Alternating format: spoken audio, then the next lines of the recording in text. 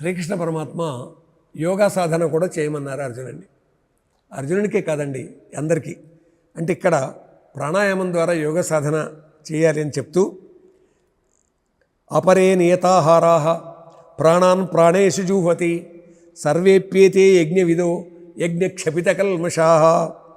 నియతముగా భుజించు కొందరు ప్రాణములు వెల్తురు వీరలందరూ యజ్ఞవేత్తలు యజ్ఞముల నిర్మూల పాపులు.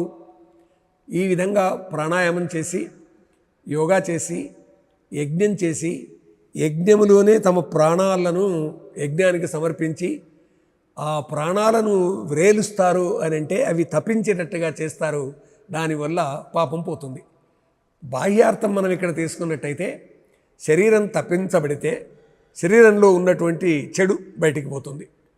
కాబట్టి శరీరంలోకి లోన ఉన్న మురికిపోవడానికి వేసేటటువంటి పదార్థాల వల్ల కూడా శుభ్రత అనేది కలుగుతుంది.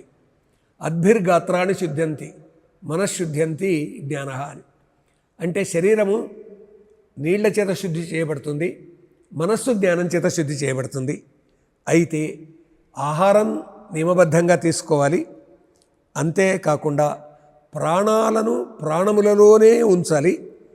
యజ్ఞవేత్తలు అయినటువంటి వారు యజ్ఞములతోటే, అంటే తమ చేసేటటువంటి నియమనిష్టలు ఉన్నటువంటి కర్మలతోటి తమ పాపాలను దూరం చేసుకుంటారు. ప్రాణవాయువులను హోమం చేస్తారు అని.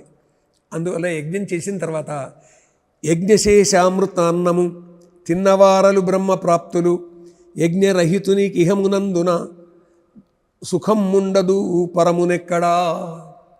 యజ్ఞం చేయకుండా ఉన్నటువంటి వాడికి, అంటే ఇతరులతో కలిసి మేలు కలిగేటటువంటి పనులు చేయకుండా ఉండేటటువంటి వాడికి సుఖం ఉండదు, ఇక పరం ఎక్కడ ఉంటుంది, దుఃఖం ఉంటుంది అనేటటువంటి ఉద్దేశంతో నీవు చేసేటటువంటి యుద్ధకర్మ కూడా ఇది యజ్ఞకర్మ కిందనే అని చెబుతూ, శ్రేయాంద్రవ్యమయాద్యజ్ఞ జ్ఞానయజ్ఞ పరంతప సర్వం కర్మాఖిలం పార్త జ్ఞానే పరిసమాప్యతే.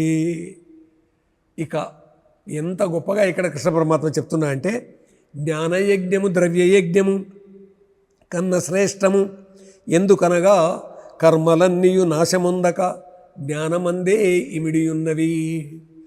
జ్ఞానయజ్ఞము ద్రవ్యయజ్ఞము కంటే కూడా శ్రేష్టమైంది. ద్రవ్యయజ్ఞం అంటే ద్రవ్యాన్ని సంపాదించుకోవడం, ఒకరికి దానం చేయడం. కానీ జ్ఞానం తను పొందిన తర్వాత 10 మందికి పంచిపెడతాం.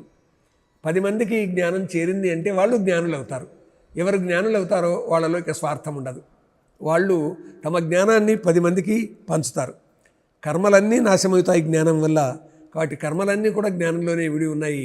ఆ జ్ఞానం అందరికీ కలిగేటటువంటి విధంగా అందివ్వడము, అన్నింటికన్నా జ్ఞానమే శ్రేష్టమని, జ్ఞానంతోనే కర్మ చేయాలని, జ్ఞానంతోనే మిగతావన్నీ కలుగుతాయనేటటువంటి ఉద్దేశంతో నహి జ్ఞానేన సదృశం పవిత్రమిహ విద్యతే అంటారండి కృష్ణ పరమాత్మ.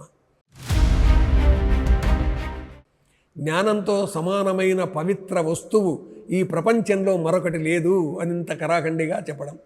అందుకే మీరు చూడండి, లోకజ్ఞానం, వ్యవహార జ్ఞానం, ఆధ్యాత్మిక జ్ఞానం, వస్తు జ్ఞానం, ఈ రకంగా ఆధునిక కాలంలో ఇవాళ మనం అనుకుంటున్నటువంటి ఇవన్నీ కూడా శాస్త్రజ్ఞానం కానీ లోకజ్ఞానం కానీ ఇవన్నీ కూడా ఆధ్యాత్మిక జ్ఞానం కిందికే వస్తాయండి.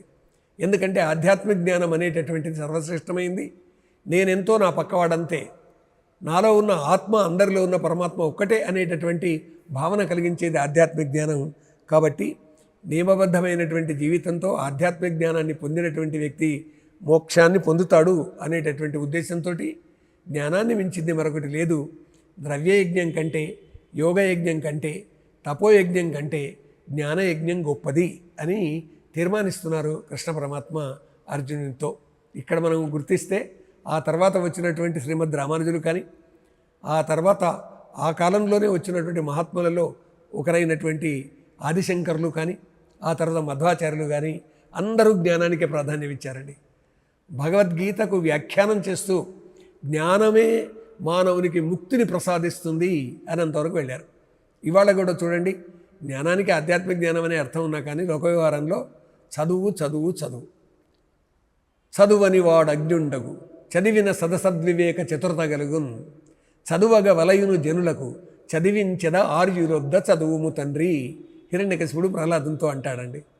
చదివిన సదసద్వివేక చతురత కలుగును. చదివితే సత్ ఏంటో అసత్ ఏంటో తెలుస్తుంది.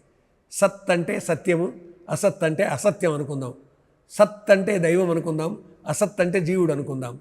కాబట్టి ఈ విధంగా ఏది సత్తో ఏది అసత్తో తెలుస్తుంది.